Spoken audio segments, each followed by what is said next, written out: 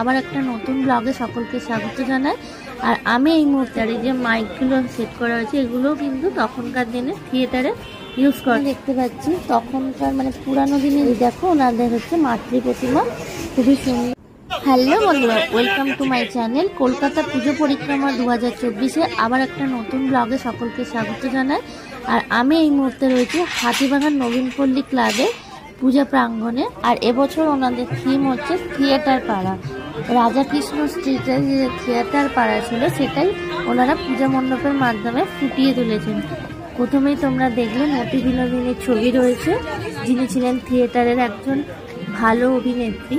আর ভেতরে ঢুকবে যত চারিপাশে তোমরা দেখতে পাবে প্রচুর পোস্টার লাগানো রয়েছে, মানে তখনকার দিনে কিভাবে থিয়েটার হতো, তারপরে থিয়েটারের যে পাড়া সেখানে যে ওনারা থাকতেন সেই যে রুমগুলো হতো সেগুলো সমস্তটা এখানে ফুটিয়ে তোলা হয়েছে। আর এই যে মাইকগুলো সেট করা হয়েছে এগুলোও কিন্তু তখনকার দিনে থিয়েটারে ইউজ করা হতো। এই পূজা মণ্ডপটা কিন্তু স্টেপ বাই স্টেপ রয়েছে। তো আমরা সামনে দেখতে পাচ্ছি ওখানে প্রজেক্টরে কিছু কাজ দেখানো হচ্ছে, মানে তখনকার দিনে যে থিয়েটার হতো সেইগুলো এখানে ফুটিয়ে তোলা হয়েছে।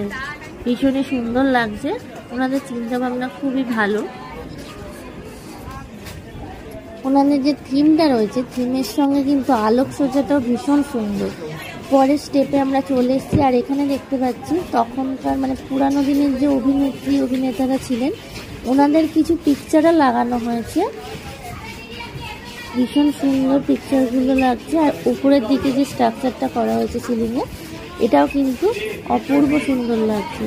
আর এই সাইডগুলোতে দেখো তখনকার দিনে যে থিয়েটারের অভিনেত্রীরা যেসব ধরনের পোশাক পরতেন, তারপর ওনাদের যে গ্রিন রুম ছিল সেইগুলো এখানে দেখানো হয়েছে।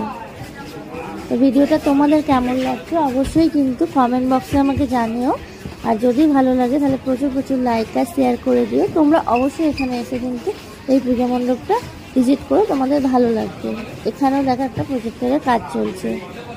আর উপরের দিকে দেখো একটা রাউন্ড শেপের সিলিংয়ে উপরে একটা ঝাড় টাইপের করা হয়েছে। আর এই জায়গাগুলো কিন্তু টিন দিয়ে করা হয়েছে, তার মধ্যে নানান রকম পোস্টার লাগানো হয়েছে, ভীষণ সুন্দর।